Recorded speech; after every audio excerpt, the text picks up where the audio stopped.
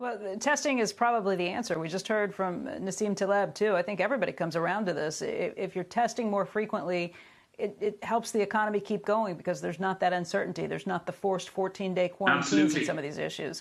We just heard from United Airlines last week that they're going to start trials on select routes of having passengers tested before they go places. They can do rapid testing that's done in 20 minutes where you get your results back. So somebody shows up 3 hours early for an international flight.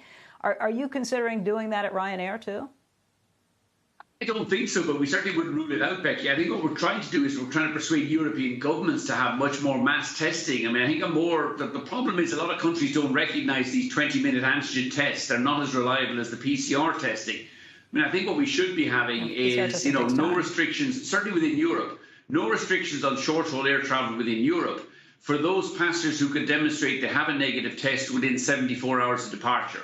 I think you're going to have chaos at the airports if you have people showing up for an antigen test. And what happens if you get a false positive reading? The passenger then has to offload, you cancel the flight, what happens? So I think that's a real challenge. I think a much more logical medium-term solution is mass testing. Everybody gets tested within 72 hours of departure, and you have a written, if you like, confirmation from your doctor that you tested negative within 72 hours.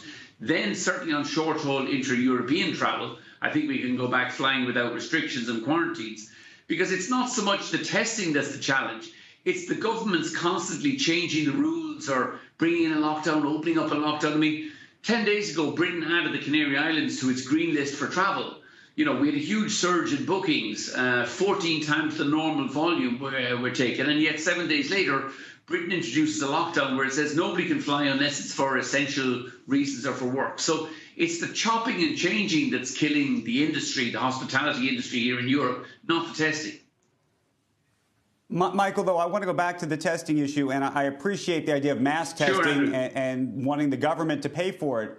What I don't understand is why the airline industry, given the confidence that you need from customers to want to get on that plane, and by the way, not just over the next several months, but I imagine this is going to be a longer-term issue, even post-vaccine, potentially 12 months, 18, 24 months out, why the airlines are not saying we are either going to invest in the testing ourselves.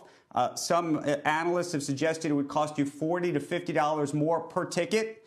Or whether you would want the government or push the government to effectively subsidize that. Effectively, by the way, if the airlines did something like this, it would act to some degree as a surveillance program that would be benefiting all of society.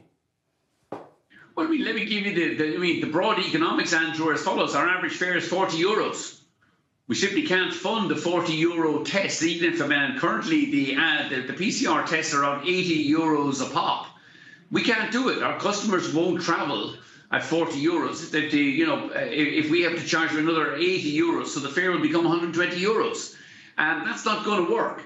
Also, putting the onus on the airlines to do the testing means the testing happens too late and you have too much confusion at airports. Like what happens at the airport, where you've lots of people milling around, we have a positive case. All of a sudden, everybody comes in close contact with a positive case. It's a recipe for disaster.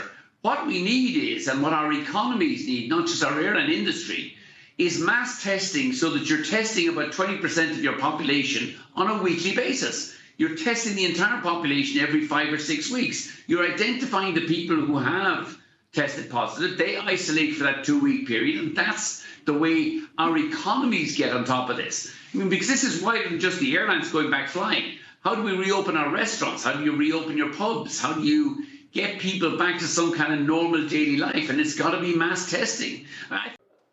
Shepard Smith here. Thanks for watching CNBC on YouTube.